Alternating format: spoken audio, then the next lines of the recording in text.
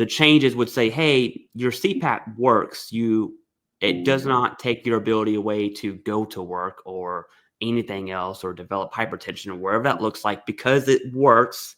If it doesn't, another story. But because it works, it's going to be 0%. There's a slight 10% clause in there as well. I can't remember that off the top of my head. But now your CPAP machine works. You can go to work, and that's essentially what Jason's describing, which I hate saying this. I do. I agree with it. And I don't like it at all. But two things can be true, Clay. Two things can be true. You can agree with the methodology, but you can go, that sucks. Yeah, man. Right? I mean, it's a weird conflicted thing. And look, I don't even have sleep apnea, and I'm not filing for it.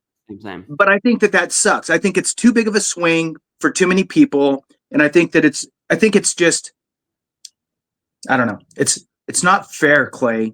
All right. Yeah. Back to you. Now, I've always said this, especially with tinnitus, and we have so many, VA disability change videos on this channel, on our personal channels.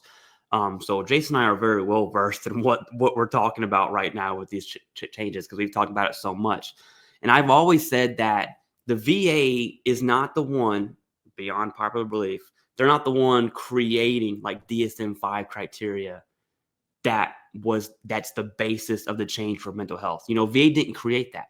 We're talking like big medical community, like how you have big army that makes big army decisions, and Pentagon and like all these executives. That's what we're talking about. But in the medical community, that's not the VA.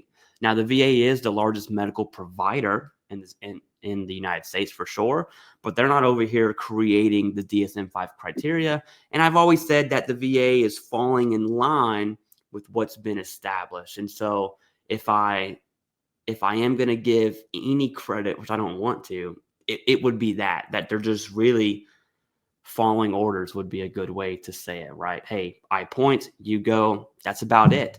And to go against that would I think would be medically incorrect. Now, I'm saying that as a dude in his basement, not a doctor. Okay. So keep that in mind. I think we just have to, let's be real here. So there is that. And do I like it? Not at all. Do I think it's bad for veterans? I generally do. And it's one of those things where I think what it really brings to the forefront, Jason, is another thing we always say, it's good, but it's bad, and it's bad, but it's good. It's like, yes, yeah.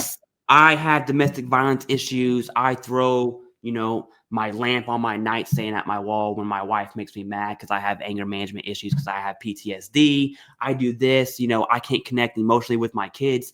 Yes, I'm 70%. Yeah, well, you're also heading to a divorce and a very severe relationship with your children, right? So it's one of those things where it's like, yes, I'm 70%. And I'm gonna curse here. It's like, shit, I'm 70%, right? And so now we have this really weird, it's so weird where you want medical advancements. You don't want sleep apnea.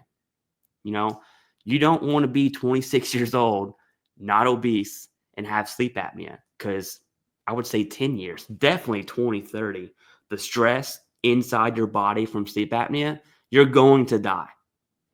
That's years of your life are gone because of your body's working in overtime for 20, 30 plus years. That's bad. You want the CPAP to work.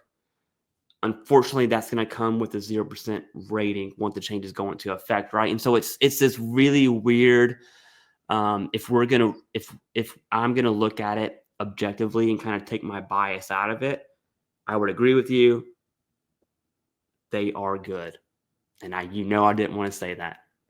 Okay, that's what I got on that. Now I have more. There's more to the conspiracy, but these are the changes in general. What do you got?